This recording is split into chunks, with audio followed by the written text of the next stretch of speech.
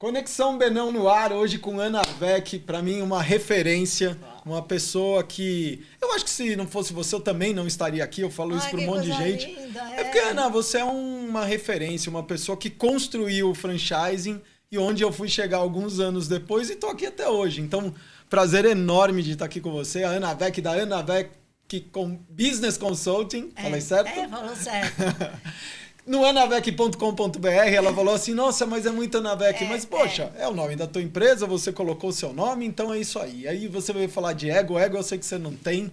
Você é o que você é, né, Ana? Eu sou eu sou exatamente quem eu sou em qualquer lugar. E às vezes no mercado, assim, do tipo, vou fazer supermercado, agora nada, é tudo muito via aplicativo. Mas já houve época de alguém me encontrar no supermercado às 11 horas da noite, que era a hora que dava para fazer compra, porque lá em casa as pessoas também se alimentam. E aí encontrar com alguém, né, algum empresário, algum gestor e tal, falar assim, Ana, você está analisando o mercado? Existe algum produto que vai entrar e que aí você está vendo como é que vai se posicionar, não sei o quê? Eu falei, não, estou na frente dessa gôndola pegando isso, porque lá em casa as pessoas comem, eu também, em algum momento eu preciso fazer supermercado. Tá vendo como não sou só eu que te vejo como referência? Você tá comprando lá Pinho Sol e o cara querendo saber se é tendência. Tipo assim, a Ana tá analisando, né, o setor de limpeza, higiene. Não, é porque lá em casa limpa banheiro também, né? A gente é limpinho lá em casa. Então, é a mesma pessoa. Eu não tenho uma personagem. Não, eu sei, opiniões fortes. Agora me conta uma coisa, que essa eu nunca perguntei. A gente tava falando de coisas que um não sabe do outro. Da onde vem esse olho lindo, verde que você tem? É pai, mãe? Então, de um lado, eu até ia fazer um teste de DNA, né? Porque meu pai e minha mãe, cabelos pretos, né? Castanho escuro e olhos castanhos. O meu irmão, castanho escuro e olho preto, né? O castanho. E aí vim eu. Para minha sorte, vamos assim dizer, de eu não precisar fazer o DNA, é que a minha avó paterna e o meu avô materno tinham olhos claros. E aí é o azão-azinho. E aí veio azinho quando mamãe e papai me fizeram. Então, assim, eu nasci loira, né, de verdade, com olho claro, de verdade. E, na verdade, são poucas pessoas na família. Porque o azão, ele sempre quer dominar, não sei o quê. Então, vieram dos meus avós, né, um de cada lado. Aí uma italiana, outro dinamarquês. Ah, dinamarquês. E aí Mas o Vec é italiano. O Vec é italiano. Vec é velho? O que é Vec em italiano? Vec é velhos, né? É mesmo? Não, que eu já me encontro nesse momento, entendeu? Então, aí Encontra um dia nada, ia tá chegar ótimo. lá, então... Você já acostumou desde pequena a ser velha, então tá bom, né? Desde pequena, Vec. desde pequena. Então, e é um sobrenome que eu gosto muito, né? Porque, é forte. E até o nome da minha empresa, eu vou explicar. Que aí a gente estava falando, eu estávamos aqui conversando sobre a empresa, sobre... Né? Então, o nome da minha empresa. Eu acho super... eu acho meio antipático, sabe? Meio snob. Assim, Ana Vec Business Consulting. Tá, o que essa mulher acha? Aí, ia ser Ana Vec Consulting. Ok. Muitas pessoas disseram para mim, quando eu vim montar essa atual empresa, eu falava, que nome que eu coloco? Eu não sei que nome que eu vou colocar, tal. E aí muitos empresários, muitos deles amigos nossos, não sei o quê, falaram, Ana, a gente contrata você. A gente não contrata a empresa da Ana, a gente contrata a Ana Vec, né? E que é engraçado que as pessoas sempre que se referem a mim falam a Ana Vec. É verdade. Né? E assim, é a Ana. Né? Mas tá bom, deve ter muita Ana, para não confundir, fala a Ana Vec. E aí ia ser Ana Vec Consulting, porque eu conversei com dezenas de empresários e eles falando e me mostrando, uns americanos, uns italianos, uns ingleses, não sei o que tal, que é o nome deles, a empresa deles. Uhum. Aí ia ser Ana Vec Consulting, AVC. Certo? Eu já operei a cabeça, de verdade, sem exagero, eu provo, papéis e tal. Eu operei a cabeça 5 vezes. Eu tive 2 aneurismas, que são acidente vascular cerebral. Aí eu falo, cara, eu já operei a cabeça 5 vezes. Eu vou ter como sigla da minha empresa AVC? Aí eu botei o business no meio por dar uma causa quebrada. da sigla. Para não ficar. Então, ficou essa coisa assim, muito pomposa, muito não sei o quê, que não é muito a minha cara, mas era por causa da sigla. Mas você eu vê, falei, eu não vou ficar chamando isso aí. mas tem uma história. Não, tem uma baita de uma história, né? E eu lembro disso aí, pelo menos uns 2, 3 eu já te conhecia. Você dava uma sumida e lembro também quando você operou a coluna lá, que foi um negócio. Quando você me contou, eu...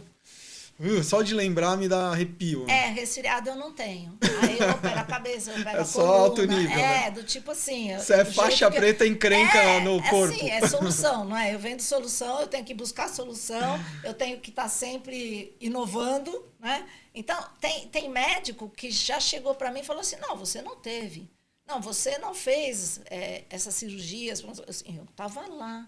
Eu não assisti. Depois tem o vídeo. Gostaria de não ter feito. Mas eu tenho as cicatrizes. Se precisar, eu mostro as cicatrizes. E que também é um outro negócio que assim, eu gosto tanto de franchising, que de cicatriz eu tenho o M do McDonald's na cabeça. É verdade, porque uma cicatriz faz assim e a outra vem aqui e faz assim. Então, é o M do McDonald's, né? Então, do tipo, eu tenho como provar, né? Mas essa coisa do nome da empresa, e aí que são os bastidores, né? E que as pessoas às vezes podem julgar de determinada forma, quando a questão é, eu não quis colocar aquela sigla, né? Perfeito. Como porque a minha vida nesse aspecto é risco, já resolveu, né? Tudo e eu não entro numa cirurgia para perder. Eu não entro. É uma coisa que assim, é um time, e eu falo para os cirurgiões, seja o que Você já for. olha no olho assim, do cirurgião eu não entrei para perder. Vocês fazem ganhar isso aqui, porque assim, eu entrei para sair melhor do que eu entrei. E eu acredito. Eu acho que tem uma coisa assim, de fé, sabe? De acreditar. Pensamento positivo, né? De e acreditar. Aí é um trio. É Deus, o médico e eu. Vamos dizer, Anavec, para mim, é uma grife. O seu nome virou uma grife no mercado onde a gente atua. Não sei se você estava me falando que hoje está com 3 indústrias globais enormes. Não sei se é franchising ou não. Eu sei que você atua fora do franchising, não é só o franchising, né? Mas é uma grife, Ana. E você fez muito bem. E isso mesmo, nada de AVC. A VBC, tá ótimo. A VBC, né? Porque se tiver que fazer, de colocar a sigla... o business foi colocado por conta disso.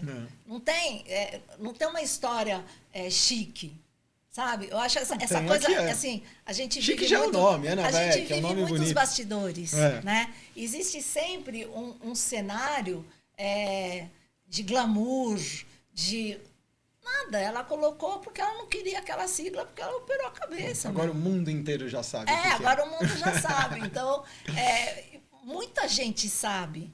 Né? E talvez eu conte porque às vezes me incomoda. Porque às vezes é mais uma coisa assim, tua do que... porque eu não sou de... Eu acho que eu não sou de ficar me mostrando. Eu não sou de ficar falando de mim. Tá bom, perguntou, eu falo. Né? Mas eu não sou aquela pessoa de chegar, tem a rodinha, as pessoas estão conversando, não sei o que e tal, e eu chegar chegando. Né? No fundo eu sou tímida, não parece, mas no fundo eu sou tímida. E é gozado isso, né? Porque você está contando isso e ao mesmo tempo a gente estava falando, e eu sei disso, porque você já me falou várias vezes, já vi evento, você adora ir num evento e dizem que o segundo medo da pessoa, da maioria das pessoas na vida depois de morrer, é falar em público. E você, com o seu jeito aí maroto e coisa e tal, mas você adora um público e... Não, falar para 10, um Maracanã lotado, você tira de letra? Falo, porque assim, acho que baixa o quê lá na hora? Não, é uma coisa assim, então assim, ao mesmo tempo que eu tenho a timidez de não chegar e já ir entrando nas rodinhas de conversa, não sei o que e tal, por outro lado, na hora que eu tô num palco, ou que eu tô sentada aqui com você, é a mesma Ana. E se eu domino o assunto e eu vou lá para compartilhar conhecimento, para transmitir, para ensinar, que é uma coisa que assim ficou do tipo, a gente não pode falar que a gente ensina coisas, a gente compartilha conhecimento. Então tem umas coisas assim, eu me formei professora. O professor ensina. Eu fiz língua e literatura inglesas. Então eu sou professora de inglês. Né? Mas chegou a dar aula? Há muitos anos, desde os 16 então tá aí. anos até... eu acabei entrando no Você franchising. começou a trabalhar com 16 anos? Ana? E porque eu quis. Eu tipo, não precisava. você emancipou, quero o meu Eu não dinheiro. precisava, não, e não era não foi nenhum gesto de rebeldia. Foi assim, eu não achava justo que os meus pais me dessem mesada, uma vez que eu poderia produzir.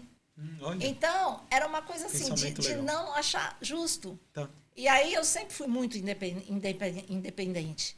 Então, um dia saí de manhã, fui para a escola tal, falei para minha mãe e para meu pai que à tarde a gente ia fazer o trabalho de escola. E aí eu fui batendo de porta em porta nas escolas de inglês, então na cultura inglesa, no FISC, sei lá, CCAA, o que existia na época, e uma empresa especializada em inglês dentro de corporações, dentro de empresas. E eu tinha 16 anos. E fui fazendo teste, tá. Aí, 3 dias depois, a cultura inglesa me chamou, e essa empresa, que ninguém sabe, eu não sei como é que eu fui parar lá, eu não sei.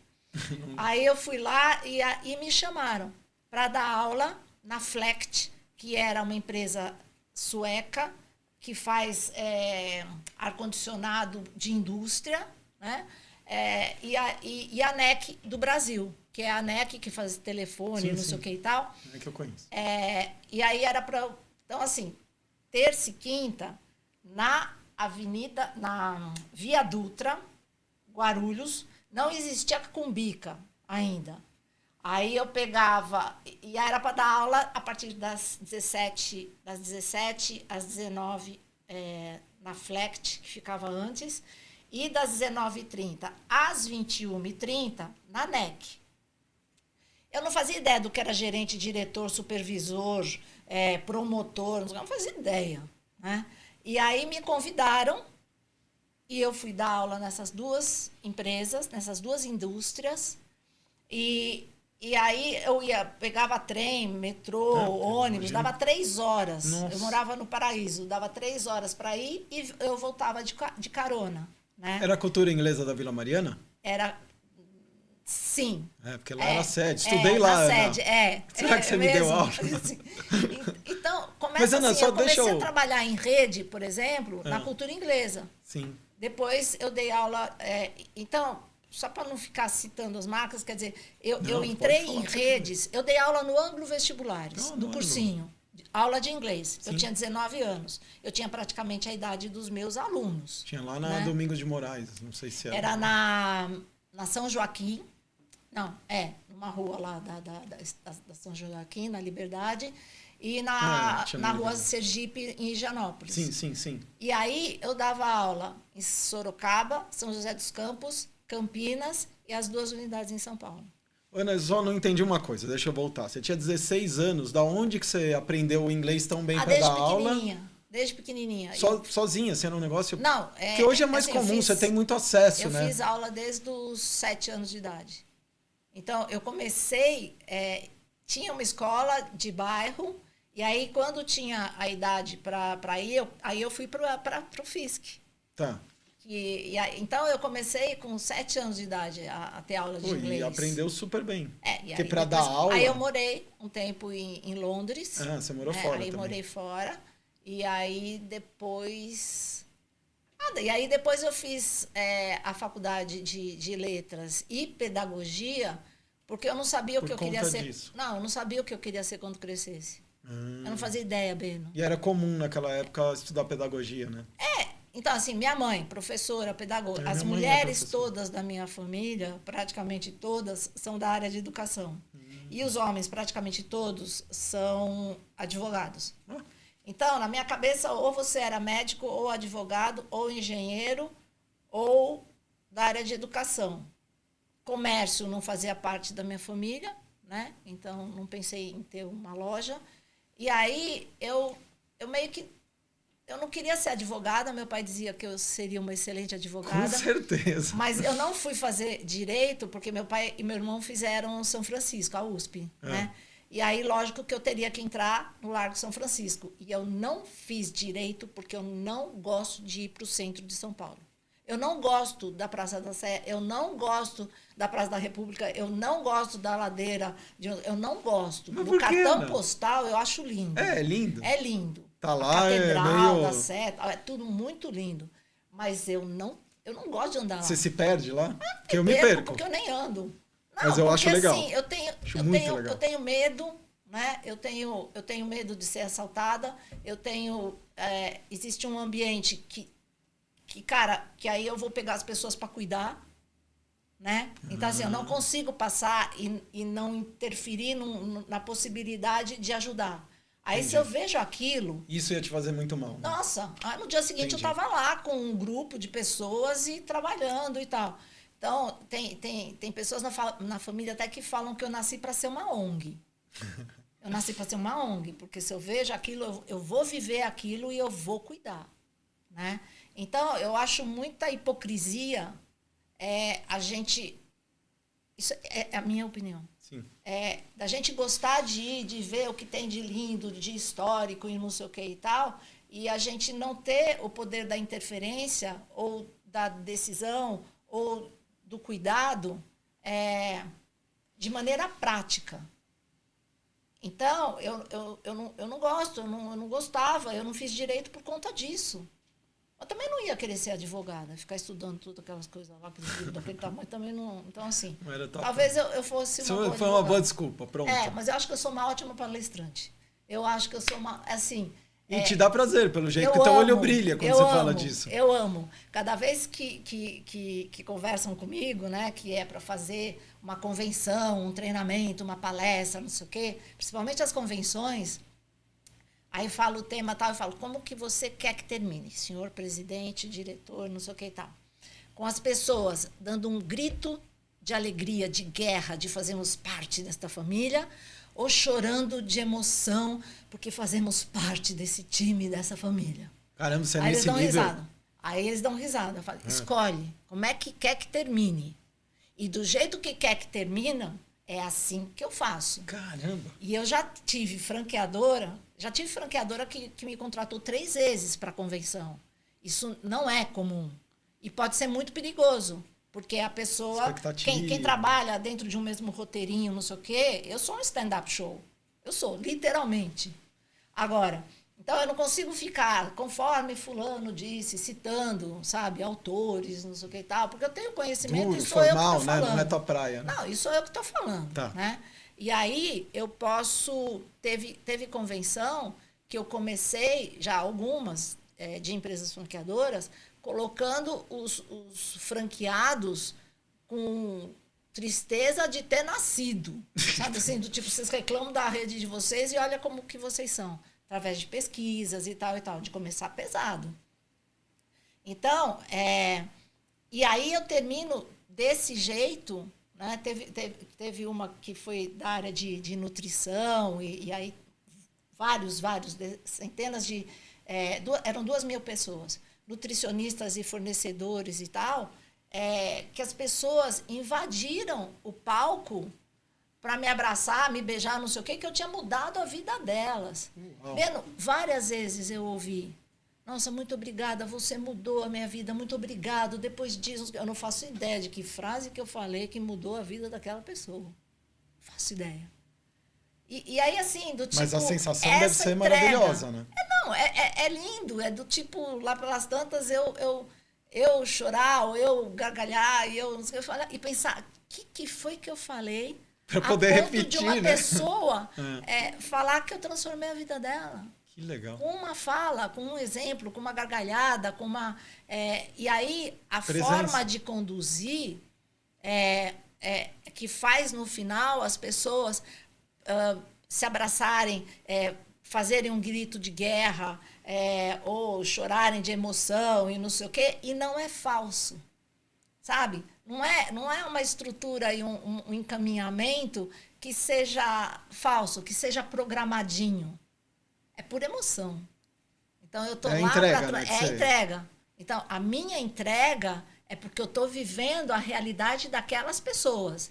E o que as faz ter que melhorar em determinados aspectos. Elas estão ali por um objetivo que eu tenho o compromisso de conduzir e que tem que, principalmente eu, acreditar para conduzir. E aí termina desse jeito e tal, e daí que até confiam em convidar mais de uma vez para convenção, ou para palestra, ou para um treinamento e tal. E aí isso significa mexer, por exemplo, se uma empresa me ligar e falar, eu queria conversar com você porque a gente quer fazer um treinamento motivacional. Eu falo, não é comigo. Porque se você precisa de um tempo para motivar as pessoas, significa que tem um erro, significa que tem um problema. Então, eu só vou fazer uma proposta da gente fazer um treinamento, uma palestra, o que quer que seja, se na minha proposta tiver que eu tenho que diagnosticar onde é que mora o problema. Porque fazer um treinamento para terminar com ipi-ipi-urra, dura 3 dias. Dura 3 dias. Se você não lidar com o problema, e isso é em qualquer relacionamento, em qualquer situação. Se a gente não lidar com o problema, se a gente não entender onde é que mora o problema, você não consegue sanar. E você não consegue, preciso engajar, preciso motivar, não sei o quê. Você acha que com 3 dias de treinamento você vai engajar ou motivar se por acaso você estiver lidando, você palestrante, com o problema que está todo mundo rindo entre eles, falando assim, está falando e ela não faz ideia do que é que acontece. Ela está falando com a gente aqui e, na verdade, não sabe de nada. Sabe. Eu preciso saber. Então, primeiro de tudo, tenho que diagnosticar. Quando você fala desse diagnóstico e mostrar para ele, temos um problema, sinal amarelo, e mostrar isso daí, a galera topa? Ou geralmente fala... Não, topa. Não, só quero um motivacional, fica para outro dia. Eu já tive um presidente de uma empresa internacional que... Quando eu fiz a análise, o diagnóstico e não sei o que e tal, que é uma empresa líder, ela era líder de mercado brasileiro, ela é líder no setor dela mundial. Uhum. E aí no Brasil começou a perder mercado. E aí queria lá um treinamento, uma palestra, e a questão da ouvidoria também. Bom, aí saí a campo para ver onde é que estava o problema. Aí fiz um baita diagnóstico. E o problema era top-down. Eu ia te perguntar se o problema não era o presidente. E aí... Porque muitas vezes né? Eu falei, eu preciso apresentar para o senhor. Uhum. Apresentei primeiro para ele, e o problema era ele. E aí ele falou, podemos agendar com a diretoria para amanhã? Você pode ir nesse mesmo horário amanhã, Ana? Falei, sim, para fazer o quê? Ele falou, para você fazer essa entrega para a diretoria. Eu falei, mas o senhor entendeu que é que está sendo diagnosticado aqui? Ele falou, sim, perfeitamente. E ótimo, você deu uma direção para ele, né? Mas aí é difícil, sabe assim, que você fala, cara, né? Então eu vou falar para a diretoria tudo que a diretoria, na verdade, já pensa e, né? O que vai acontecer? E aí, Beno, foi um dos momentos muito marcantes na minha vida profissional. Porque eu apresentei do mesmo jeito, do tipo, eu não abrandei nada, apresentei, eu falei para ele, quando eu cheguei e tal, eu falei, do mesmo jeito que ontem? Tem certeza? Aí ele falou, do jeito de ontem e da forma que você achar melhor. Ai, que legal. E aí eu fui falando, aí os diretores todos quietos, aí lá pelas tantas acabou, né? Então, 5 minutos de silêncio, aí garçom, aquelas coisas assim, né? Então, café, água, mudando a mesa, assim, tá? E eu lá de pé do lado. Aí ele falou, bom, então, alguém gostaria... Não, ninguém quis falar nada, tal. E a diretora de RH estava do lado dele. Aí ele falou, fulana, em vista do que foi apresentado e que eu concordo 100%, eu sei que o problema está nas minhas mãos. E a solução está na minha mão. Aí ele pediu demissão. Caraca! Na frente de todo mundo. E aí, assim, o problema sou eu e eu tenho a solução nas minhas mãos. E entregou a carta de demissão.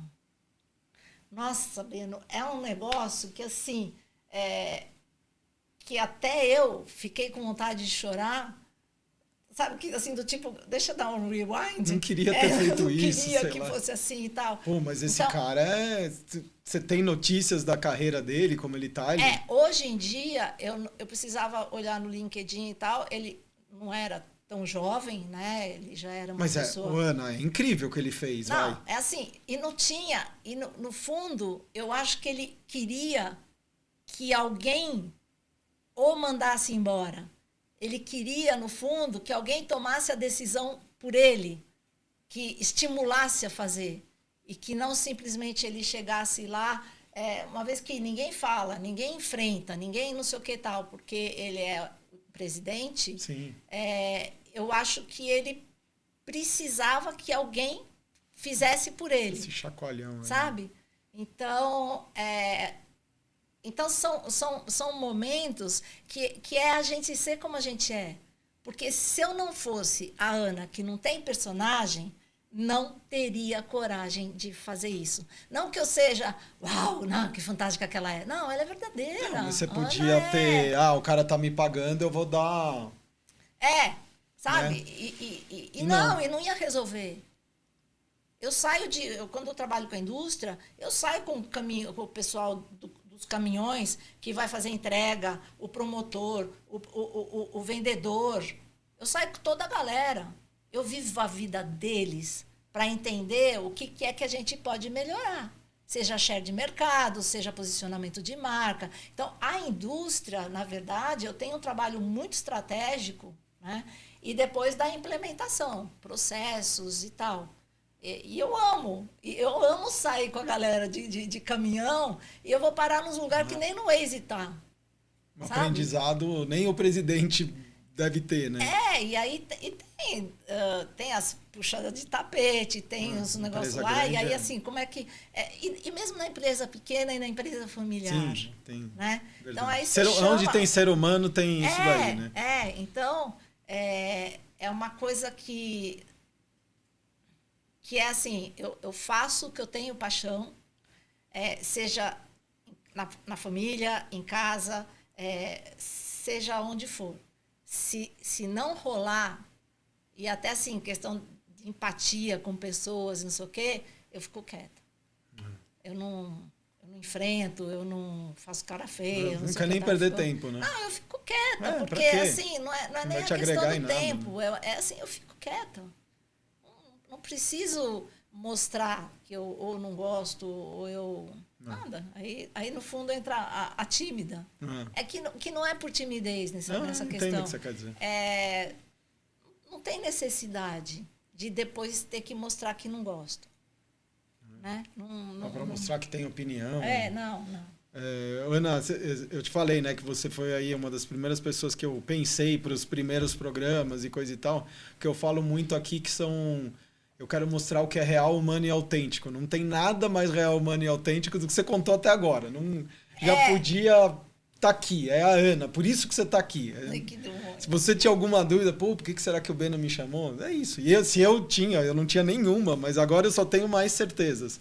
Bom, Ana, mas para você chegar nessa tua sensibilidade de conseguir fazer um trabalho desse com um presidente de empresa e falar na cara dele isso, para estar num evento e falar, você quer que eu conduza de qual forma? E conduzindo com o coração, com a alma, com tudo que real, humano e autêntico, que eu gosto de falar. Mas, teve uma caminhada. Você começou dando aula de inglês, isso. Mas agora eu tô curioso. Eu sei uma parte lá quando você começou nas consultorias e foi ter a tua. Antes disso, o que teve? E que te levou a isso também, né?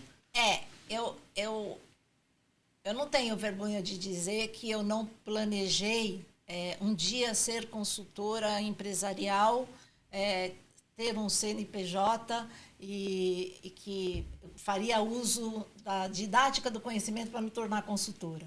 Não. Então, assim, eu prestei vestibular com 16 anos e eu não sabia o que eu queria ser quando crescesse. Então, eu sempre fiz esporte. Então, eu prestei educação física, entrei em educação física porque eu fazia esporte. Aí, um ano depois, e aí comecei dando aula de inglês do jeito que eu falei. Aí, tipo, outubro, na educação física, eu falei, cara, eu não quero passar a vida fazendo isso.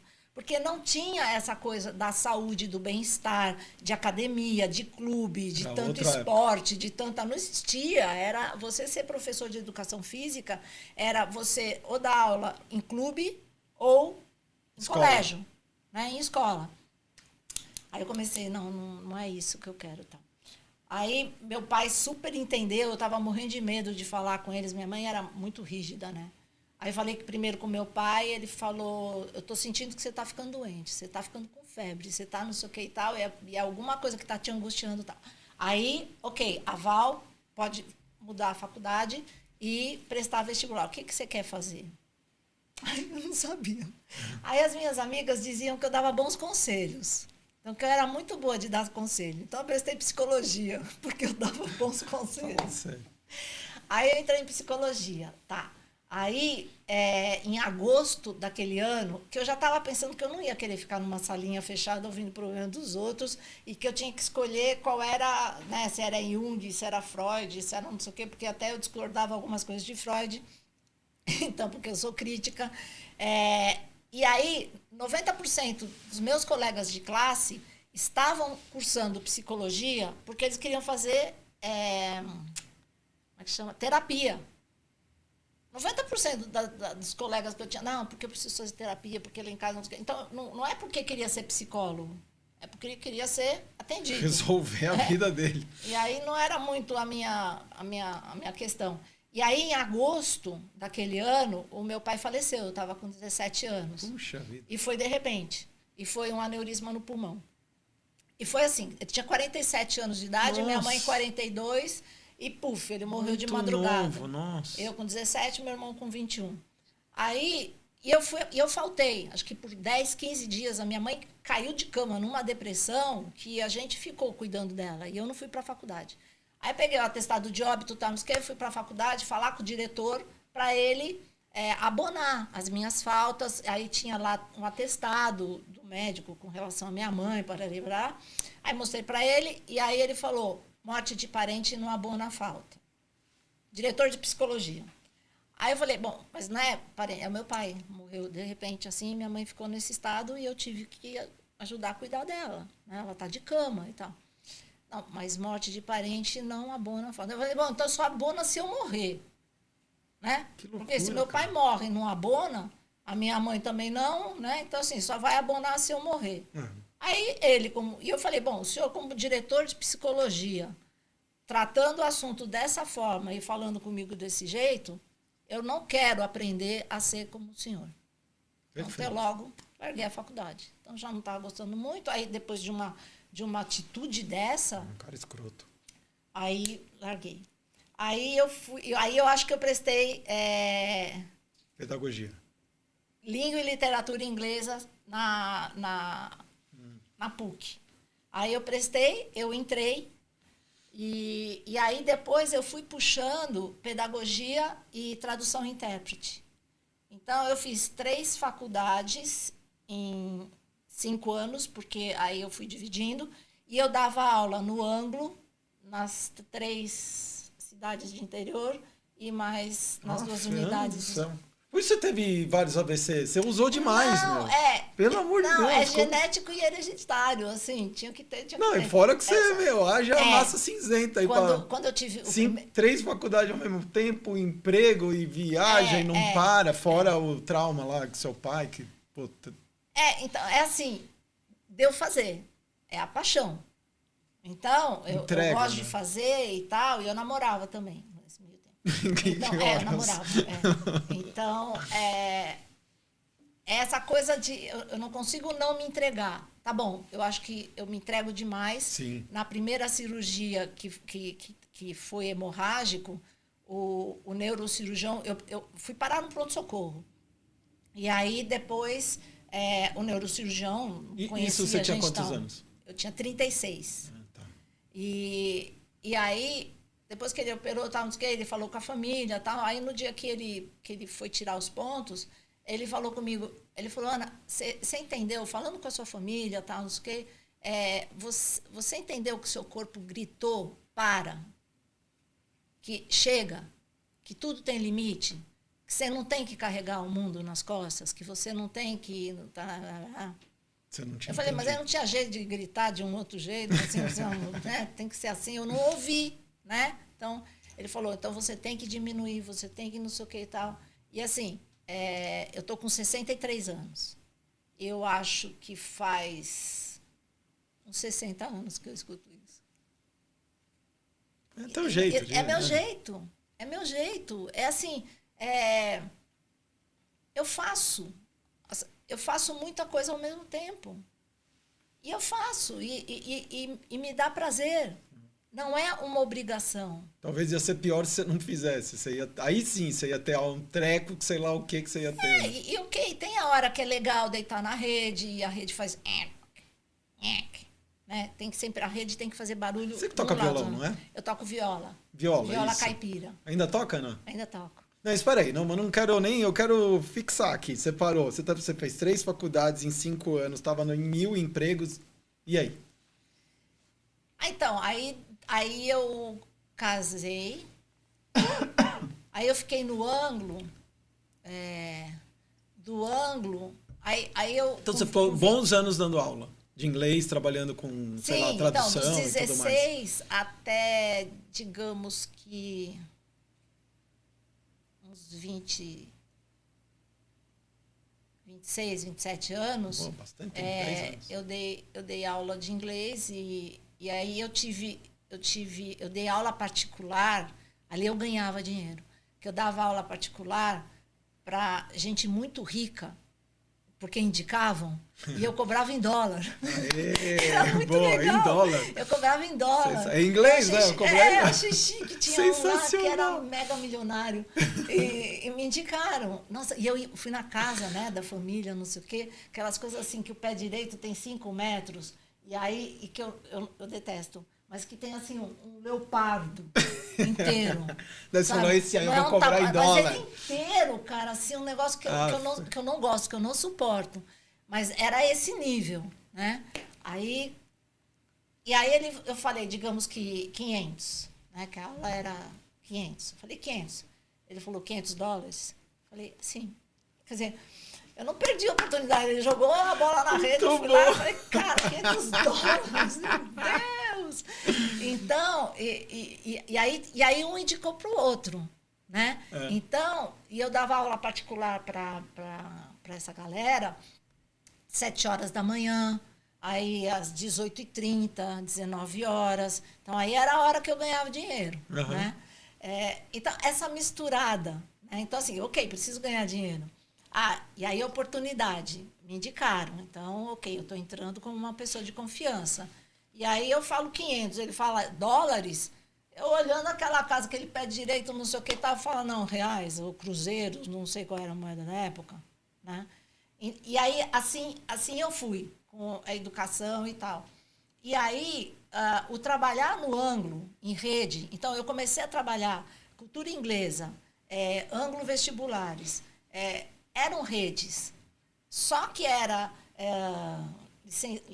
licenciado, era, sei lá que nome que era, mas eu aprendi a trabalhar em redes, eu aprendi sobre redes, trabalhando em redes.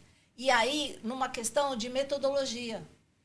Então, tem lá uma marca, tem um nome, que se vende de uma forma e que tem que entregar aquilo. Uhum. E aí, se é a mesma marca, tem que ser a mesma metodologia e o mesmo modelo de gestão. Aí, nessas empresas, digamos que eu tinha salários diferentes e condições diferentes de remuneração. Que barato. Aí, então assim, né, por que é diferente? Aí, depois, a forma de gestão da coordenação pedagógica. Aí não era igual. Aí não sei o que, não era igual. E aí eu comecei a questionar o diretor pedagógico, e aí fui parar no coordenador comercial, e aí tudo pedindo para conversar e questionar, e achando errado. E eu falava, aos 20 anos de idade, de um padrão, de ter uma lógica, da gente entregar a mesma coisa. Se eu estava em 5 unidades que vendiam o mesmo método, a mesma marca, eles tinham que entregar a mesma coisa. E aí eu fui lá participar da área de convênios, ali chamava convênio, para criar o padrão. Caraca, olha então, isso. eu estava empiricamente criando processos. Sim. Porque eu vivenciei o que era diferente. Né? E aonde, dentro de uma cultura inglesa, o que era igual. E extremamente rígido. Tipo, não pisa fora da linha. Né? Então, eu tinha, inclusive, essa questão do comparativo. Né? E aí veio uma marca inglesa, que era a BBC, de cursos de inglês, e que aí me convidaram para ser a coordenadora pedagógica nacional. Aí eu entrei no franchising. Foi aí. Foi aí que eu entrei no franchising. E aí eu fiz curso, né? Eles já vieram para ser uma franquia. Sim. E aí, mas durou pouco tempo, porque não montaram uma master franquia. Foi meio que... eles acharam errado, eles não entendiam de franchising. Né? E o mercado naquela época não entendia de franchising. Sim. Não entendia. Então, a gente teve muito amadorismo, mas foi aí, nesse momento, que indiretamente eu entrei no franchising, porque o franchising de verdade ainda não existia, ele era extremamente amador. E começou com as franquias de inglês, né? Começou com o ensino de inglês, né? Começou muito com... FISC, ASIS, CCA. Exatamente. Então, muito na área de educação. E aí, depois... Mas você era coordenadora pedagógica, o que tinha a ver com franchising lá na BBC? Mais porque pelo ambiente? Foram unidades que foram sendo instaladas. Tá. Né? E aí era licenciamento, chegou a abrir, tinha material didático deles. Acho que quando eu saí tinha 20 e poucas unidades. Bastante, né? vai.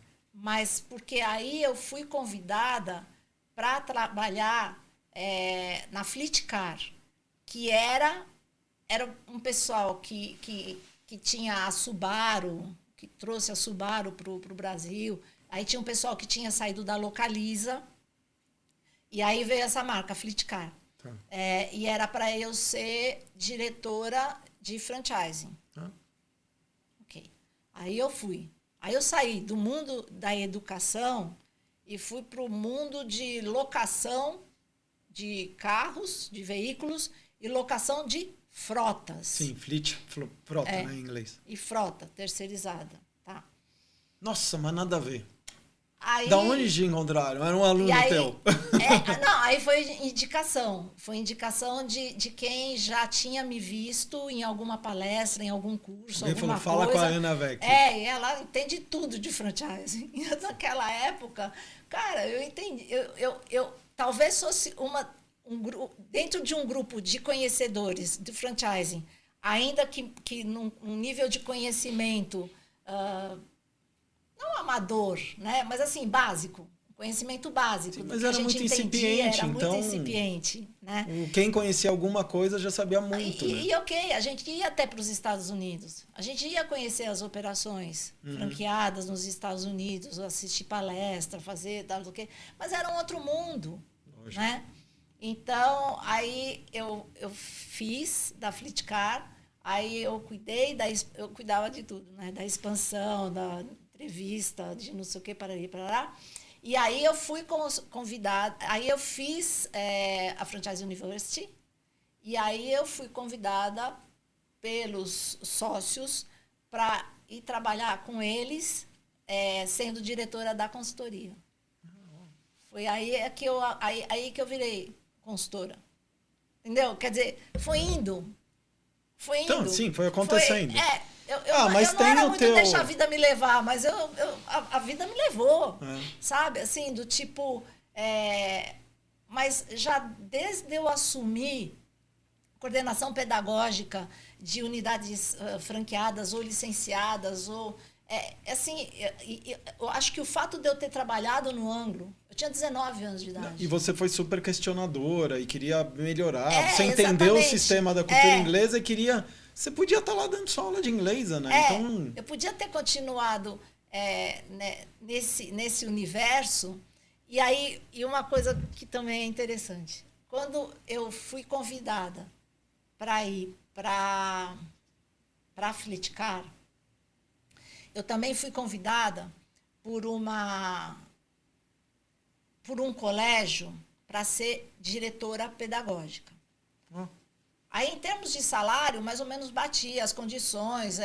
Nossa, eu era um objeto de desejo. Era muito engraçado, porque era como se eu fosse a pessoa que mais conhece gestão na área de educação ou de redes e não sei o que e tal. E por que eu escolhi também a Flitcar, ou ir para um mercado que efetivamente eu não conhecia, né? Então, eu conhecia o modelo de negócio. Sim. Agora, como é que aluga carro, eu não fazia ideia, né? Sabia que tinha que vir limpo Entre e ser voltar, diretora de um negócio que você estava já convivendo há tantos anos, de uma escola, né? Que seria o auge. Que seria... Depois disso, só sendo dona de uma escola, dava né? Pra e você foi para a Flit. E aí eu fui para a Flitcar porque tinha no plano de expansão, na questão do trabalho, né? Eu, como diretora de franquia, viajar pelo Brasil. E aí eu ia poder viajar mais do que nas férias, fosse das minhas filhas, ou nas minhas férias, ou não sei o que e tal. E eu fui também um fator de escolha que eu acho que é legal, do tipo, que não é vergonhoso assumir, que eu escolhi porque eu ia viajar mais. Sim. Eu ia conhecer lugares que talvez eu não fosse como turista. E eu ia, né? Então, isso também foi apaixonante para mim. Isso também é apaixonante para mim. Uma experiência super legal. Então, eu conheço países que eu não teria ido, sei lá, como turista, ou que não estaria na minha wish list, né? E que eu fui a trabalho. E deu para conhecer. E aí deu para conhecer, né? Então, por exemplo, um projeto... Ou você só trabalhava que nem uma louca e não via nada? Não, porque você quando dedicava eles recebem um tempo lá para... Quando eles recebem a gente, tem toda a programação de conhecer, né? Conhecer restaurantes, conhecer lugares. Então, assim, sempre tem a parte de acolhimento deles, né? E aí tem também a questão, essa coisa desse meu lado de paixão de fazer não sei o que e tal. Aí eu fiz vários projetos para ONGs. E sem cobrar. E aí aquela coisa de poder cuidar. Então, vamos fazer, não interessa onde é. Fiz até para uma ONG grande no centro de São Paulo. Lá, uma daquelas ruas. E você foi para o centro? Eu ia. Bom, mas aí você estava fazendo o que você queria. Ajudar, aí eu ia na boa. Aí eu ia na boa, porque eu ia de carro, eu sabia onde eu estacionava o carro, e aonde que eu ia andando e não sei o que e tal, e o que é que eu ia trabalhar. Aí sim. Né? Tá bom, vamos no Teatro Municipal? Eu gosto. Então eu vou. Né? Mas fazer faculdade com 16, 17 anos de idade, a minha opção de não fazer direito foi essa. Não dá. E, por outro lado, o franchising muito também, porque eu ia poder viajar. Entendi. Daí você começou a trabalhar numa consultoria, ficou lá um tempo, e daí finalmente você decidiu, que nem você falou, ter o seu CNPJ. Ali também foi meio causa e consequência. Né? Tava legal participar, ser uma das sócias. Era uma grande vitrine. Tinha todo foi uma grande vitrine, né? E eu, dentro do meu jeito de ser, de não chegar, eu não sou um pavão, né? Acho que eu sou uma pavoa, né? Que tá lá. Você é uma Ana Beck. Eu sou, então, assim, não é chegar chegando e fazer uso dessa vitrine. Quando teve a cisão e quando eu saí e tal, eu não tinha noção do que era o meu nome lá fora. Eu não tinha noção. Então, assim, a gente não era associado da BF, não frequentava. Né? Então, tinha aquilo era um mundo, era um mundo próprio nessa consultoria, quando eu trabalhei. E, efetivamente, uma grande vitrine e uma referência. Né? Quando eu saí, e fui... E até perguntei para um dos sócios, eu falei, vocês me trouxeram, vocês me convidaram e vocês me ensinaram a ser consultora. E aí, agora que eu saí e tal, ali já fazia 90 dias que eu tinha saído, não sei o quê, eu falei, as empresas estão me procurando, as empresas estão me ligando. Eu deixei uma proposta feita lá e aí eu saí. E aí, fulano, beltrano, não sei o que e tal, estão me procurando. E eu queria saber se você acha quão antiético eu seria, ou eu sou, se eu montar uma consultoria. E ele, um dos sócios, ele chorou emocionado, ele falou, Ana, como você é inocente? Ana, como você... você é inocente, você... Assim, e aí os adjetivos, né, da pureza, de que, pô, foi você que me ensinou a ser consultora. Eu tenho esse nome porque eu estava com gratidão, vocês. você mostrou gratidão, né? Porque eu estava com legal. vocês. Então, não é porque eu sou eu que, nossa, que máximo agora. Não. Eles me ensinaram a ser consultora. Eles me ensinaram muito do franchising. Eles me ensinaram o relacionamento comercial. Porque, sim, eu era ingênua. Eu era de falar assim. Daí que até o meu ex-marido fala assim, nasceu para ser uma ONG. Né? Porque a pessoa precisa, não sei o que falar para você, se acreditava e fazia de graça, e, né, do tipo, se virava para atender a necessidade do outro. E aí eu tive essa conversa no sentido de vocês me ensinaram. Eu vou ser antiética se eu montar uma consultoria, porque já tem 4 empresas ligando para mim e dizendo que querem fazer comigo. E aí ele, com os olhos cheios d'água, não sei o que tal, foi uma conversa muito linda. Bacana. E que é essa coisa que eu te falo da não personagem. Porque se ele falasse para mim naquele dia, eu não acho justo, eu te ensinei, e aí agora você vai virar minha concorrente ou qualquer coisa assim, eu não teria aberto. Eu não teria aberto. Eu ia procurar emprego. Naquele momento não, depois, obviamente. Eu não sei, eu ia procurar emprego. Sim, entendi. Porque eu acho que essa coisa do jeito da gente ser, do caráter da gente, de como a gente foi formado e da personalidade, efetivamente, quão ingênua, quão... Eu não sei, a questão não era uma questão de idade, era uma questão de respeito. E se falasse para mim que não naquela hora, não era do tipo, que se dane, fez, me chamou, não sei o quê, aí não deu certo, por N problemas, N questões, o problema não é meu. Não. Se você perguntou, você tinha que seguir, né? Eu tinha o reconhecimento de como foi o processo, porque não tinha sido o meu sonho. Sim. Não estava no meu planejamento. Eu acabei virando consultora na mão deles através do ensinamento e da vivência com eles. Agora, o mercado reconheceu, e aí, assim, não pediram para eu mudar a proposta em termos de valor. Não é que eu vou fazer com a Ana mais barato. Que é incrível. Né? Eu vou fazer com a Ana no valor daquela proposta. Mas daí você mudou para dólar ou deixou em reais? Não, eu deixei em reais. Dólar é só com as empresas mais assim. Mas o mais legal, Ana, é assim, você é fiel ao teu sentimento. Acho que é isso. Então você sentiu a necessidade lá, mostrar gratidão, de certa forma pedir permissão. Permissão. Literalmente eu estava pedindo permissão. E você ia seguir o que ele te falasse, porque era o teu sentimento, teu coração. É o respeito que eu tenho e começar por essa assim, relação. Foi bem melhor, né? E aí, assim, do tipo, eu não preciso me esconder, eu não preciso... Nada. E sentir assim, que está fazendo algo errado, que é muito ruim, né? Então, é uma relação de transparência, de verdade. E tem gente que, quando pergunta alguma coisa para mim, eu sou de Escorpião, né? Eu sou escorpião com ascendente em Escorpião. E aí... Hein? Não, é assim, eu acho que é uma coisa muito simples. Escorpião é vingativo. Tá. Se não sacanear, se não fizer não nada tem pelas costas, não fizer mal, a gente não tem do que se vingar.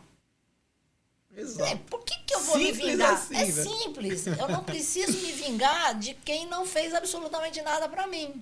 Né? Então, minha sócia é de escorpião, eu sou peixe, é tudo água, então por isso que a gente se dá bem, Aninha. Então. É uma coisa... A gente flui. É uma coisa que... Por que eu tô falando que eu sou de escorpião? O que eu tava falando? Dessa verdade, transparência, caráter. Tem muito então, a ver com a coisa do escorpião. O escorpião é tudo... é assim. Né?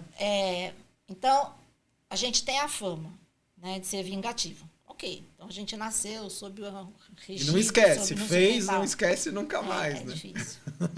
Para perdoar também é difícil. Dá até para perdoar. Eu aprendi a perdoar. Mas, por exemplo, essa coisa da transparência e da verdade e tal. Tem gente que vem perguntar para mim alguma coisa. Ana, a gente está... O que você acha? Aí você já fala assim, né? Aí eu falo Vou ter assim, que falar. O que você espera de mim? Se você está perguntando para mim, você quer efetivamente a minha opinião? Ou você quer que eu amenize ou que eu...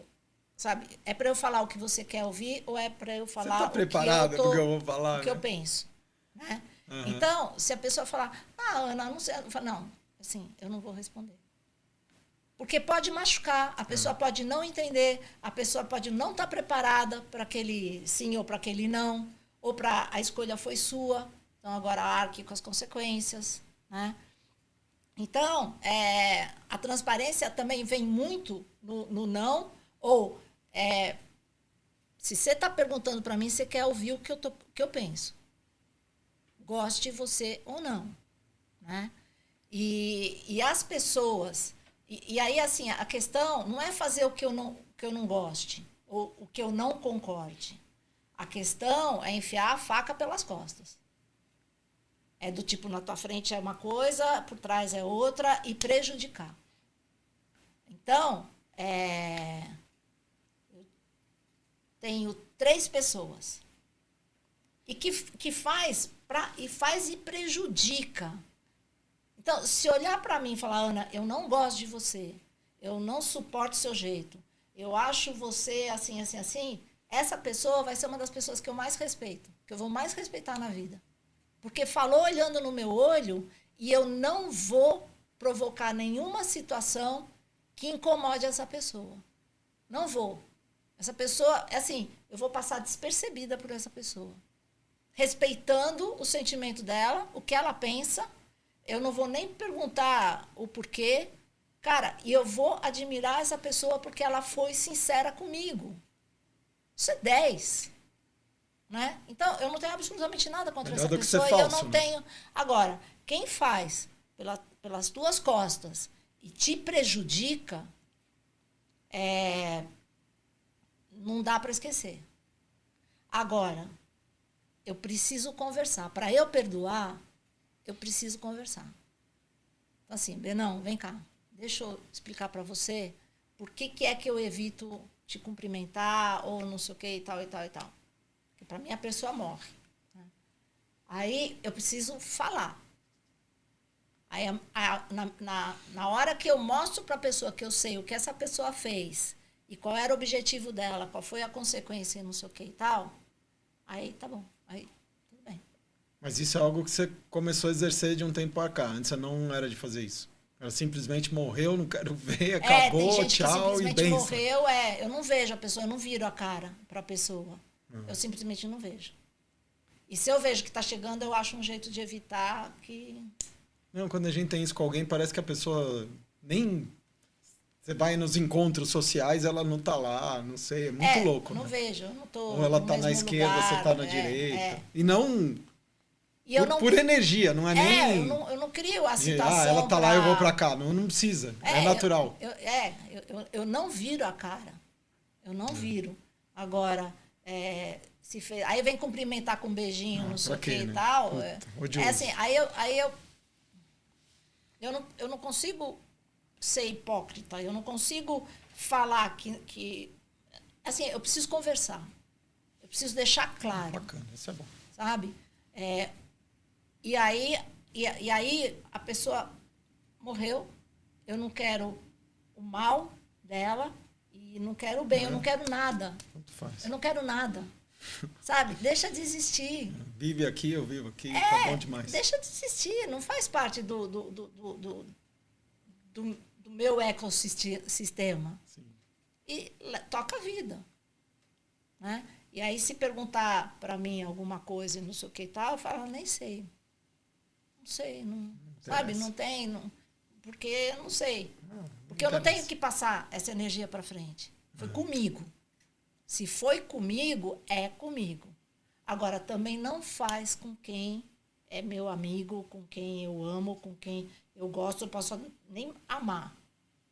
Mas não sacaneia quem eu gosto, com quem eu convivo, ou até que eu mal conheço. Sabe? Essa coisa de fazer pelas costas, para mim é muito... É pra quê? Te tira do sério. Não, é pra quê? Mas tem sabe? gente Vai que é lá assim, e conversa, olha no infelizmente. olho, fala, não sei o que e tal. Então, podem, muitas vezes... E eu sei que não gostam e que a Ana é crítica. Né? Tem gente que acha que a Ana é ciumenta. Não sei por quê. Não, tirando marido, essas coisas, sim, eu sou. Mas de amizades, né? Dessa coisa das amizades, de conhecer, de conviver, não sei o que e tal, como se eu fosse ciumenta no sentido de possessiva. Cara, eu fico super quieta. Deixa eu falar. Eu não sei por que eu transmito isso. De alguma forma eu transmito. Eu não sei o que é que eu faço. Vai ver que você defende seus amigos, sei lá. Agora, Ana, falando de energia e de coisas que você gosta, você se encontrou sendo consultora. Sim, total. Porque uma coisa legal da consultoria, nunca fui consultor, mas já trabalhei na minha área de marketing digital. Você trabalha com um monte de empresa. Sim, sim. E daí você conhece um monte de negócio. Sim. E aí você conhece um monte de gente diferente. O da Fleet, o da educação, da alimentação, do seguro, o corretor, o cara de moda. Isso eu acho uma coisa incrível, porque é um conhecimento que você acaba entendendo de qualquer negócio e você puxa daqui e coloca ali um negócio que é um dia a dia de uma cozinha, vira algo que você vai botar numa fábrica de shampoo, sei lá o quê, e aí vai, né? Não, é muito... Quando eu comecei a trabalhar na consultoria, cara, eu achava que eu ia enlouquecer. Porque de manhã você tinha uma reunião de 2, 3 horas sobre perfume. Aí você almoçava com o cara da locação de automóveis. Aí às 15 horas você tinha reunião com alguém da área de educação. No dia seguinte de manhã, você falava com agência de turismo. Aí você almoçava com alguém de clínica odontológica. E aí, à tarde, você tinha reunião com alguém de vestuário. Eu achava que eu ia enlouquecer. Insano. Eu ia enlouquecer, porque eu estava falando de perfume, de repente eu estava falando de pneu. E aí eu aprendi que quando a gente pensa que um pneu é caro, ele é infinitamente mais barato do que um tênis. Porque o tênis, você corre, tá no esquema, e tem um tempo de vida. E custa R$500. Né? Então, tem desde R$ 59,90 a R$2.000. E aí você compra o tênis. Porque você acha legal, você acha bonito, você acha que serve para o esporte que você faz e não sei o que e tal, e você gasta isso. Aí um pneu custa R$500. E sempre as pessoas se queixam, né, do preço e não sei o que e tal. E quando eu fiz um projeto para uma indústria de pneus, o argumento daquele cliente, do custo, da segurança de um bom pneu, comparado com o tênis, cara, comecei a achar pneu a coisa mais barata, quase que comecei a comprar para ter casa, sabe? De fazer decoração de pneu e tal. Eu até trabalhei numa ONG em que os produtos eram... reciclados de pneu. Era de pneu e se tornavam móveis. Sim, sim. Né? Banco e tal. Então, essa coisa da consultoria me fez... Então, se eu fiz faculdade ao mesmo tempo que eu trabalhava, não sei o que tal, mas estava tudo dentro da área de educação. Sim. Então, uma coisa que eu acho o fato, se eu tivesse ficado na área de educação por muito mais tempo, eu seria 100% especialista no setor de educação, mas eu não conheceria o resto. Então, eu teria que direcionar o meu conhecimento como consultora para um determinado setor. E a gente tem vários consultores que são especialistas em determinado setor. Sim. O ter trabalhado, né, ter iniciado já com vários setores, vários produtos ao mesmo tempo, não sei o quê, passado o momento que eu achei que eu ia enlouquecer, eu comecei a gostar muito, porque há processos, há situações que você pode trabalhar independente do produto. Sim. E há aspectos muito específicos em função do produto e do setor, né? E aí, uma coisa que me incomoda ainda um pouco, questão de atendimento, o diferencial. Né? Qual é o seu diferencial? Atendimento. Nossa, o diferencial de Deus, todo mundo teve uma época que era o atendimento. E aí, você entra numa loja, está procurando alguma coisa? Oi, tudo bem? Sou a Patrícia, e você está procurando alguma coisa? Aí você vai na outra loja, oi, tudo bem? Eu sou a Fernanda, você está procurando alguma coisa? Na quarta ou quinta loja que eu entrava ou que eu entro, falo, eu vim aqui te conhecer. Eu vim aqui te conhecer porque eu passei, vi você, falei, menina, eu não sabia que essa menina existia, que ela tinha nascido um dia, mas eu já falei isso um monte de vezes. Não de maneira grosseira. E a reação? Elas primeiro fazem assim, depois elas começam a rir, porque eu falo de boa, brincando, de boa. né? Eu falo tipo brincando. Mas até quando eu faço muito ghost buyer, muito, né? E para comparar concorrentes e tal. E o que o mercado fala de diferencial que tem, né, as empresas, as pessoas e tal, esses diferenciais não existem. Então, e é legal, e aí assim, a hora que você vira consultor, você não consegue mais ser um consumidor comum. Eu não consigo botar o pé, eu vou ao cinema. Tudo você está analisando. Eu tudo estou analisando. Lá, o balcão que vende a pipoca, e aí o atendimento, aí o tem, mas acabou. Eu posso ir ao teatro, ao cinema, num musical, num parque, onde quer que seja que eu pise, Beno. Não dá tempo de eu pensar, eu vou analisar. Não, eu já estou olhando, já estou analisando, já estou pensando, já não sei quanto que eu estou de consultoria. E solucionando. Eu falo, deixa eu te explicar uma coisa, deixa eu falar, quando você fizer tal coisa assim, vai ser melhor. Lá pelas tantas, estou dando consultoria de graça, na boa, para o negócio melhorar. Sabe? Vendedora e tal, se você fizer assim, vai ficar mais legal. Né? Do tipo, muda. Então, Virou teu DNA, então. É total. Incorporou total, né? Total. E uma coisa que você já tinha, né? De ter um olhar e falar, ir atrás. Eu acho que essa coisa de dar aula em cursinho é uma baita escola. E eu tinha a idade dos meus alunos. Eu tinha que botar, eu não tinha avental ainda quando eu comecei. A coordenadora pedagógica que me contratou, ela falou, você tem de vida o tempo que eu estou dentro dessa instituição. Eu tinha 19 anos e a coordenadora pedagógica estava há 19 anos loucura, no ângulo. E aí, eu tinha a idade dos meus alunos, aí eu comecei a trabalhar na semana seguinte, e aí, quando eu entrava na sala de aula, eles não sabiam que eu era professora. Óbvio, né? Aí eu pegava avental dos outros professores, lá. Não sei o que e tal, para mostrar. Aí eles achavam que eu era uma aluna maluca que estava zoando. E aí, quando... Essa coisa da personalidade. Aí, quando eles entenderam que eu era professora, não sei o quê, principalmente as turmas de exata, ficavam gritando, né? Do tipo, elogios. Tu deve ter tomado cantada que não acaba mais. Aí, e para parar, não adiantava eu olhar, pessoal, por favor, vamos começar a aula. Não, isso não ia funcionar, né? Brava. Então, eu pegava sempre alguém que estava mais lá no fundo, que era o menino que queria fazer parte da turma do fundo. Ele não era, assim, classicamente o cara da turma do fundão. Você já identificava. Mas ele estava querendo, então ele ficava assim, né? Tipo, 5 fileiras antes do fundão e ficava olhando para os meninos, dando risada e não sei o que e tal, mas ele mesmo não falava. E cada classe tem, né? Aí eu descia, subia, né? É sempre assim, tipo, eu ia subindo. Auditório. Tipo auditório, exatamente. E aí eu chegava, ele tinha que estar aqui, né, na primeira carteira. Aí eu chegava, parava na frente, eu falei assim, Então, pode fazer. Pode, o que você está falando, vocês estão falando aqui, pode, que é assim, que era beijar, né? Vamos beijar, beija, não sei, tava um monte de bobeira. Aí eu falei, pronto, tô aqui. Pode fazer. O cara queria sumir, né? Nossa, o menino ficava roxo, não sei o que, tal, de várias cores, se escondia, não sei o que. Aí, nisso, iam pra cima dele, né? Do tipo, berrando com ele e tal, não sei o que. Aí eu virava pra turma do fundão e falei, bom, então quem é que se candidata? Tô aqui. Vocês estão chamando, vocês estão elogiando, vocês estão falando um monte de coisa e tal, não sei o que. Tô aqui.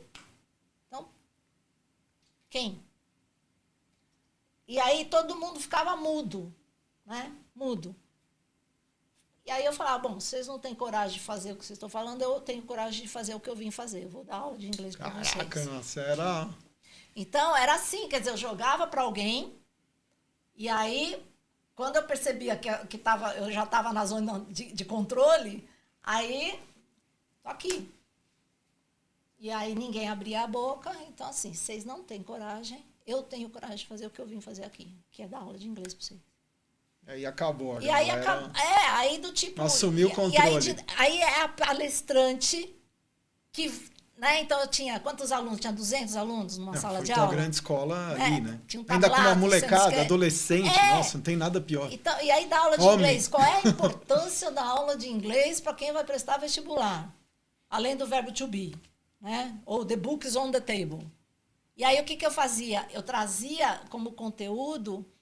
Tinha lá gramática, mas eu trazia para cada aula uma música que isso é muito tinha legal. Adorava quando tinha aquele tempo verbal, sei lá, aquilo que a gente tinha que ensinar. E aí era retroprojetor. E aí passava a letra da música com imagem, né? E ia fazendo. E aquilo trazia para eles uma coisa sei lá, lúdica. E a gente terminava a aula cantando todo mundo junto. Então, lá pelas tantas, eu fui adquirindo respeito deles e a amizade. Era gostoso. Era um encontro gostoso. Mesmo porque vocês tinham a mesma idade. Você era um pouquinho mais madura, né? E tinha os repetentes lá, né? Que tinham 19, 20 muito anos. Legal. Mas era um negócio, assim, de interação. Sim, sempre. Imagino. De achar um jeito de interagir e fazer a diferença. Mas eu não quero fazer a diferença porque eu quero me mostrar que eu sou diferente. É fazer a diferença para atingir o objetivo. Senão, vai ser só mais um. E aí não vai atingir o objetivo.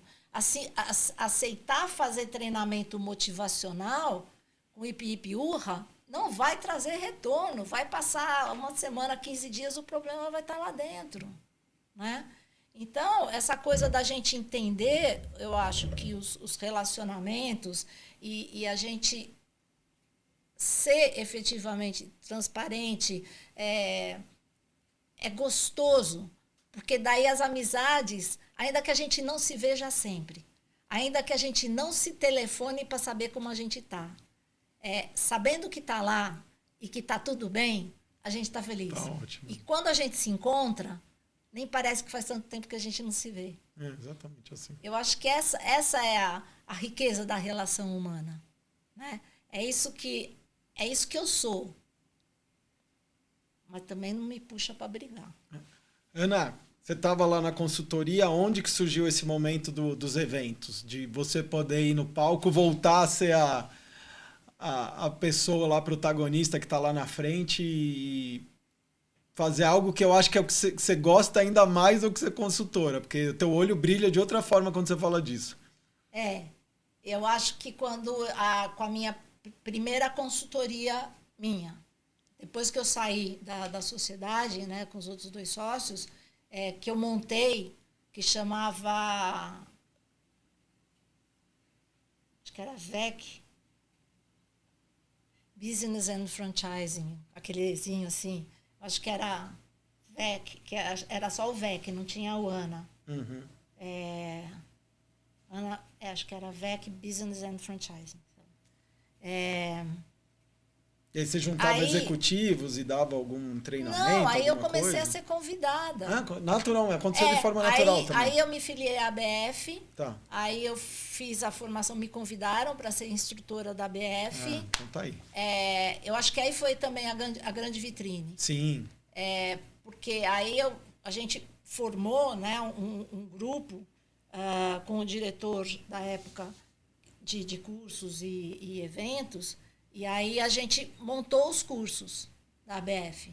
E aí montamos todos os módulos e tal, e aí a gente fez uma formação de instrutores entre nós e tal, e que era o padrão, que horas começava, intervalo, não sei o que e tal, e o material didático e tal.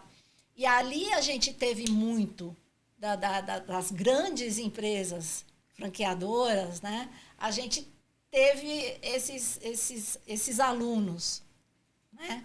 E aí eu acho que foi efetivamente uma boa vitrine, porque as avaliações eram boas, e aí depois me chamavam para estruturar, formatar, dar treinamento para a estrutura da empresa franqueadora e para os franqueados. E aí depois começaram a vir as convenções, e a própria ABF me convida para dar palestra, para dar curso, aí eu fiz a formação de 100 consultores do Sebrae sobre o sistema de franchising. Então, eu acho que foi a ABF e a minha consultoria, o relacionamento com... você dá treinamento para os nossos franqueados, você dá um treinamento de vendas para a nossa equipe, você dá não sei o que tal. E aí, era isso, quer dizer, era efetivamente praticamente um sucesso. Com certeza. Praticamente um sucesso. Não, e você tem um legado absurdo aí da BF, teu como instrutor, os outros instrutores, que teve o CAF por muito tempo, que era o curso avançado de franchise, agora está com outro nome, continua tendo curso. Mas o que deve ter de executivo, agora diretor ou até dono de franquia que passou, estamos falando de uma fase lá atrás, né, Ana? E que hoje está aí em cargos bem maiores, ou mesmo donos, ou em outros setores, mas com um conhecimento absurdo. É um legado e tanto, né? Não, e até hoje a BF me chama e eu vou com a mesma paixão. Então, assim, continua formando mais depois, gente, 30 né? anos depois, não sei o que e tal, cansei disso, vou parar, não sei o que. Não cansei. E a de gente novo, gosta, né? Independente de serem duas pessoas, se é híbrido, se é presencial, qual é o tema, né? Então, tem temas dentro dos cursos da BF que eu falo desde que a gente criou. Lá pelas tantas, teve uma época que eu estruturei os módulos e não sei o que e tal, que a BF me contratou, que eu emiti nota fiscal para a BF. Quando eu falo esses módulos aqui, assim, fui eu que fiz. Uhum. Né? Então, e é legal, e é bom que esteja lá, e é bom que seja revisitado, revisto, e que outras pessoas façam. Agora, você vê a importância e que o tempo passa, Beno, e a informação sobre o franchising, ela ainda precisa continuar o básico, o intermediário e tal, e o quanto tem gente que há 30 anos atrás obteve essas informações, esses processos e tal, e que hoje o quanto de gente precisa exatamente do que foi há 30 anos atrás. Concordo. Sabe? Então, a gente tem muita informação, muito relacionamento, e aí a própria credibilidade dos cursos da ABF. Então, até um período de, 10, 15 anos, de você ver o dono, o gerente, o que foi contratado e tal, e hoje você ter pessoas que estão recém-contratadas ou contratadas para trabalhar naquela franqueadora, participando dos cursos que a gente dá, em função da consistência do conteúdo.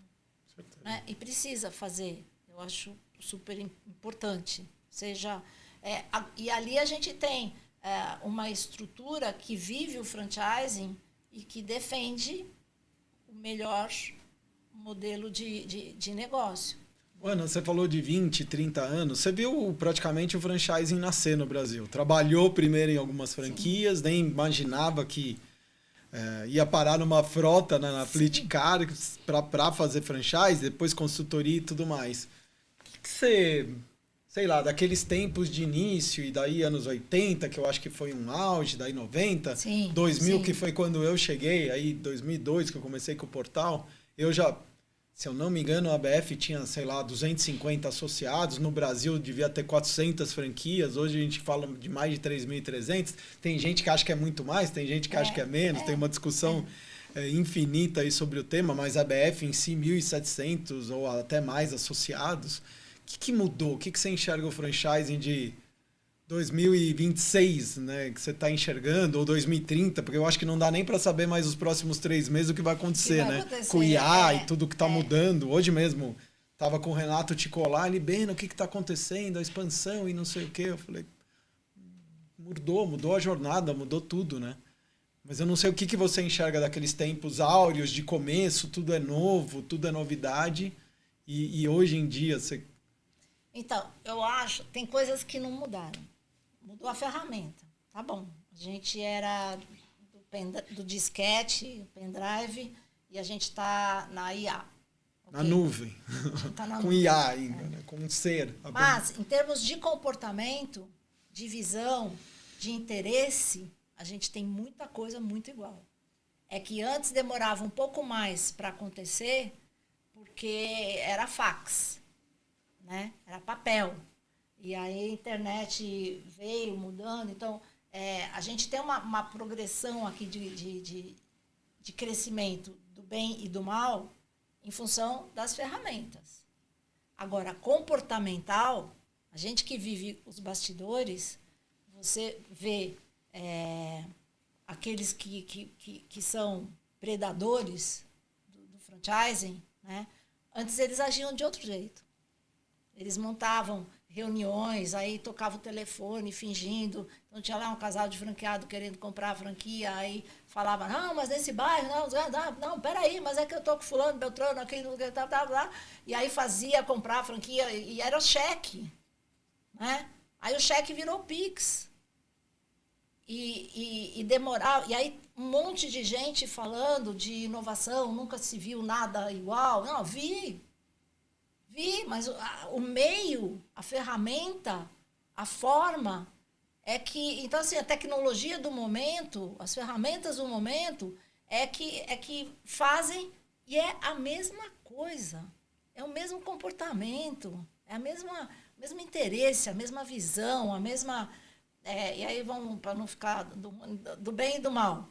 Sim, né? Sempre, né? Mas, assim, o que é predatório, o que é ruim, e que, para mim, não mudou, são os franqueadores e consultores, corretores, o nome que for, que quer a maior franquia, quer ser a maior franqueadora, franquia do Brasil, sem estrutura e só pensando no dinheiro que vai ganhar e quebrando famílias e famílias e famílias. Quebrando. E tem gente que nessa vida não vai ter tempo de juntar dinheiro de novo para ter, ou para comprar outra franquia, ou para ter uma reserva e cuidar da velhice. Sim. Então, eu estou falando de níveis de investimento, e aí, assim, não é porque é pequeno, porque é barato. Por exemplo, quando algum jornalista liga ou tem a matéria, franquias baratas, eu falo, não tem franquia barata. Porque quem tem 5 mil para comprar uma franquia que custa 5 mil, é tudo que tem. Então, é caro. Custa 25, pode ser caro. Então, o perfil do franqueado é barato para quem tem 200 mil reais e vai comprar, dividido pelos 25 aí, o número de franquias que cabe. Né? Então, em termos comportamentais e de interesse, de verdade, o que eu vejo hoje, eu vi ao longo desses 30 anos. O perigo, né, na questão da IA, Então, eu não sou contra nada de tecnologia, não sou contra nada... eu sou contra o que está acontecendo e acontece hoje, que já acontecia antes, e hoje num número absurdo, porque a tecnologia ajuda, agiliza. Né? E ainda eu vejo o quanto o candidato à franquia é amador. É o sonho dele de ter um negócio próprio, e ele, por mais que tenha informação, não faz uso, porque, na verdade, está vivendo o momento do sonho, de ter um negócio próprio, de não ter que depender de um chefe, da hora que vai fazer, não sei o que e tal. E não tem noção de que trabalhar no varejo, e como franqueado, ele vai trabalhar no varejo, ele vai trabalhar como nunca trabalhou na vida. E tendo um franqueador, ele vai prestar contas exatamente como ele presta contas para o chefe dele.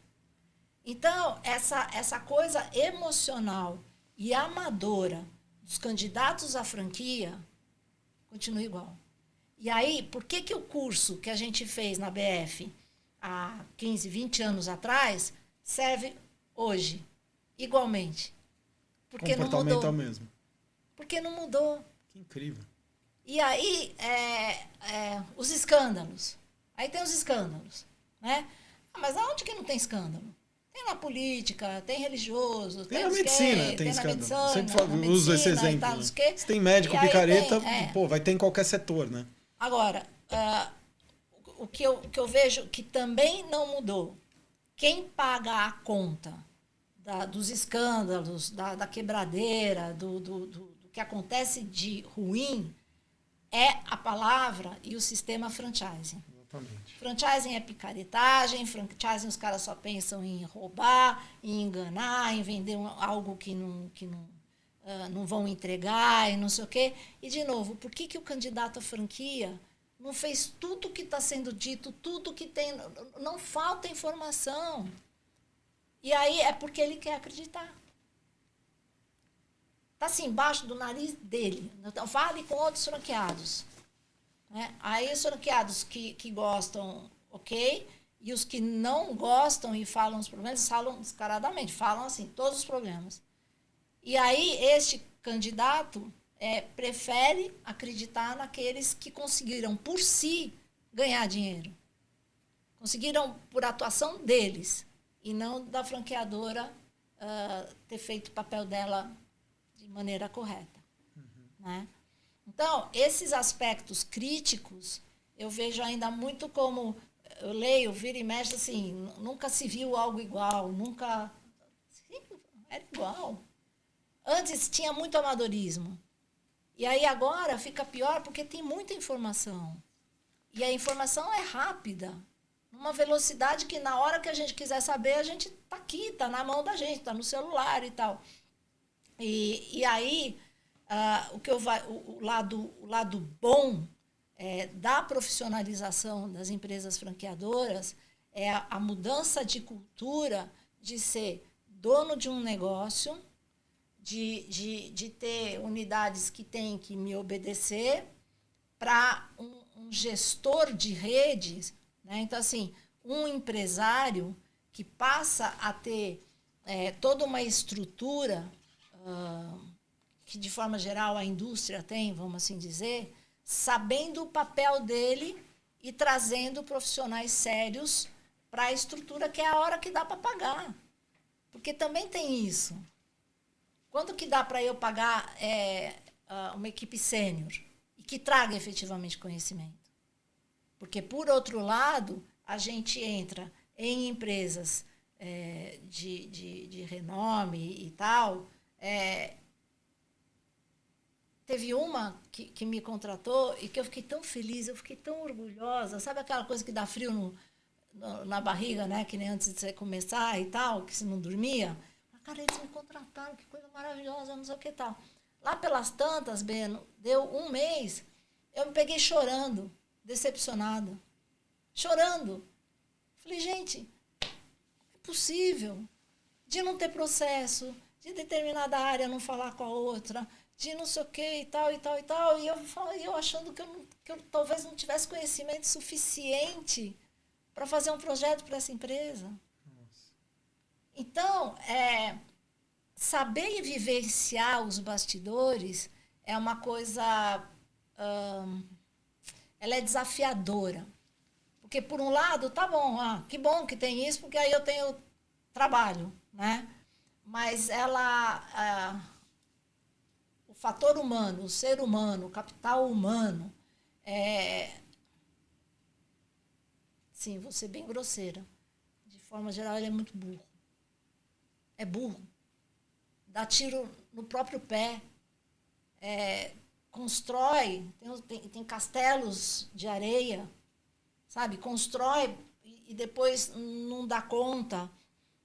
Ou tem que passar a vida contratando consultoria para arrumar aquilo que não arrumou aqui, não sei o que e tal. Então, se começar certo, fica mais barato e é melhor. Tá, agora, defina o que é começar certo. Então, tem coisas muito subjetivas que se não houver a estrutura correta, a estruturação correta, os processos, o entendimento da cultura do que vai fazer, vai gastar muito mais dinheiro e, no meio disso, faz franqueados quebrarem. Quando tá bom, não tem uma marca que não tenha fechado, que não tenha franqueado ou licenciado, dado certo, assim como dentro da indústria, distribuidores ou lojas terem fechado e tal, tá bom, não vai existir essa perfeição. Mas eu acho que não se responsabilizar, não pensar em quem vem, em quem vai botar dinheiro no negócio, é igual você chamar um sócio que não sabe o que fazer auditoria, o que é olhar como é que não é, e falar, nós estamos indo super bem e tal, não sei o que, você chama uma pessoa porque você está quebrando, entra o dinheiro dele, não sabe o que fazer, não sei o que e tal, e acaba quebrando, quebram os dois. Né? E a questão da responsabilidade. E isso em qualquer aspecto, em qualquer relacionamento. E no franchising, a gente diz que sabe fazer, que a gente tem domínio daquilo que a gente vai transferir para os franqueados. E aí, qual é a estrutura que uma empresa tem para isso? Que conta que ela fez para crescer? E aí sai vendendo franquia pelo Brasil inteiro, não sei o que, quando está começando a expansão. Quantas décadas a gente fala que não é para fazer isso? Quantas décadas a gente fala, faz um estudo de geomarketing, faz uma pesquisa de mercado. E até hoje, assim, dezenas não fazendo. Então, eu vejo, em termos de mudança, o lado positivo... o lado positivo são as que cresceram, se estruturaram e tiveram um crescimento responsável. Né? Se uma ou outra franquia não deu certo, é porque mudou a avenida, não sei o que, o franqueado não se faz parte, né? Então, assim, mesmo você fazendo tudo direitinho, vem alguma coisa. Às vezes um problema familiar acaba com uma empresa. Exatamente. Então, né? Então tem terceiros fatores né? que não são de responsabilidade da franqueadora, vamos assim dizer. Agora, eu acho que existe uma consciência maior do papel do franqueador pós-pandemia, e que eu detesto essa coisa de antes da pandemia e depois da pandemia, mas uma coisa que me irritou muito durante a pandemia foram os webinars dos franqueadores, os seus franqueados, e abrindo para quem quisesse assistir, ou eu estava assistindo porque eu fui convidada, não sei, mas assim, eu nunca conheci os meus franqueados como eu conheço hoje.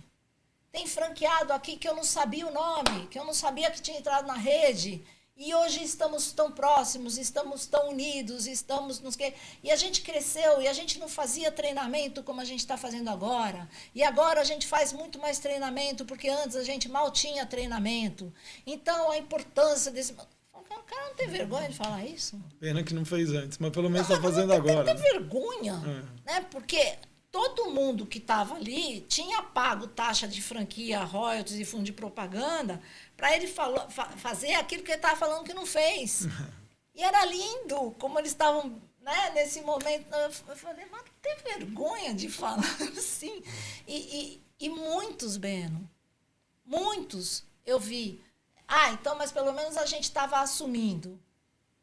Eu falei, mas você pode criar uma rebelião, aí assim, uma ação conjunta dos seus franqueados, porque você está dizendo que você não fez o que você prometeu que ia fazer. Que está na sua circular de oferta, que está no contrato, que está sei lá onde. Você está assumindo que você não fez. Né? E achar que estava bonito e que aquilo era, não sei, mostrava um engajamento, não sei. Então, às vezes, eu acho que, por conta disso, eles terem que correr atrás para segurar as franquias, para segurar faturamento, para conseguir fazer a aeronave continuar voando, tiveram que se virar. E aí viram o tanto que não tinham. E aí se conscientizaram, se organizaram e estão em processo de evolução. É bom. Sempre. A evolução é muito bom. Ana, você deu um parecer geral aí, mas é importante. O ambiente de negócios, obviamente, está muito mais complexo, mas você foi na essência do que é o crescimento, porque alguém abre uma franquia que é para crescer, para ter mais unidades. E é interessante o teu ponto de vista de que algumas coisas, infelizmente, não mudaram. E fica a dica aí para quem está comprando, compre direito, porque também não vem falar que não sabia que tinha de trabalhar de sábado e domingo e abrir uma loja no shopping. Meu amigo, vai, né? Mas, Ana, estamos encerrando aqui, 16 horas. Léo, mais um pouco, fala pra gente, valeu. Aqui você vê, ela dá uma aula, né, Léo? Eu queria dar uma dica, que ela é muito básica, para os franqueadores que também escolhem franqueados errados. De qualquer jeito. Né? E às vezes nem é de qualquer jeito. Faz um processo de seleção legal, mas tem uma pergunta que define praticamente todo o resto da entrevista. Qual é a sua expectativa sendo nosso franqueado? O que é que você espera ao se tornar franqueado da nossa marca? Se a pessoa falar qualidade de vida, eu vou fazer o meu horário, eu não vou prestar contas para ninguém, e vou poder fazer algo que eu gosto, mudar, eu estou em busca de mudanças, não sei o que e tal. A hora que fala qualidade de vida, você pergunta, define o que é qualidade de vida para você. Se a pessoa falar que é viajar, quer passar o final de semana, não, sabe assim, que é a qualidade de vida que a gente quer ter, sim. Ali aquela pessoa já está reprovada. Ali é uma pergunta, Beno. Ela tem que ter um choque de realidade, né? Então, é assim, aí ela fala o que é qualidade de vida para ela, o franqueador vê que aquilo não cabe, né? Aí mais alguma coisa, e aí ele apresenta o que é o dia a dia real, de um né? franqueado. Uhum. Então, na nossa franquia, e aí tudo que esse franqueado, esse candidato, não vai conseguir ter, o negócio exige, e aí o final de semana é que mais vende, tem que estar no ponto de venda, tem que... Então, o que o negócio exige? A pessoa chega à conclusão de que não é isso que ela quer. Então, ela desiste e ela agradece o franqueador, quem está entrevistando, de ter alertado de que aquele negócio não serve para ela. Perfeito. Ela desiste. Então, você não disse que ela não tem perfil. E aí você ganha o respeito e o agradecimento dessa pessoa que se torna garoto propaganda da marca. Acho que essa é uma dica muito rica, Beno. E para os dois, viu, Ana? Não é só para o franqueador, não. Para os dois, sem dúvida nenhuma. Para os dois. Mas não é dizer você não tem o perfil. Sim. É a pessoa, através de enxergar o que é aquele negócio, na real, né? que vai exigir dela, e que não é o que ela está esperando. Então, os dois... Assim, dá 10 minutos, a coisa está resolvida. Sim, entendeu? Com certeza. Mas a gente faz 1 hora de reunião e tal. E aí, isso é trazer a consciência para os dois lados. É assim, eu estou procurando qualidade de vida, que é tudo que a pessoa não vai ter, pelo menos por 2 anos. Ou mais, né? E aí, essa expectativa, eu não vou conseguir entregar para você, vai vender, vai dar ruim, né? Então, é menos tempo, e aí essa coisa da transparência. Sim. De novo, eu pergunto, e candidato à franquia, ele normalmente participa de uma entrevista, de uma reunião dessas, como se fosse uma entrevista de emprego. Ele se vende melhor, e essa coisa da qualidade de vida é uma coisa super importante, não sei o que e tal. E naquele minuto, naqueles 5, 10 minutos, já está claro para o franqueador que ele não vai conseguir entregar aquilo. Agora, eu não vou falar, olha, isso não é nada disso que você está querendo. Não, deixa eu te apresentar o nosso negócio. Isso aí. E deixa claro e tal. E aí, assim, chegam à conclusão juntos de que o melhor é... Vamos manter contato, vamos continuar nos falando, mas eu acho que tomara que você encontre um negócio que você goste. Concordo com você que eu não vou poder te dar qualidade fica de mais vida. Elegante, Nossa, fica muito elegante. E vira garota propaganda da marca. Aí, ó. Então pronto. Fechamos com chave de ouro.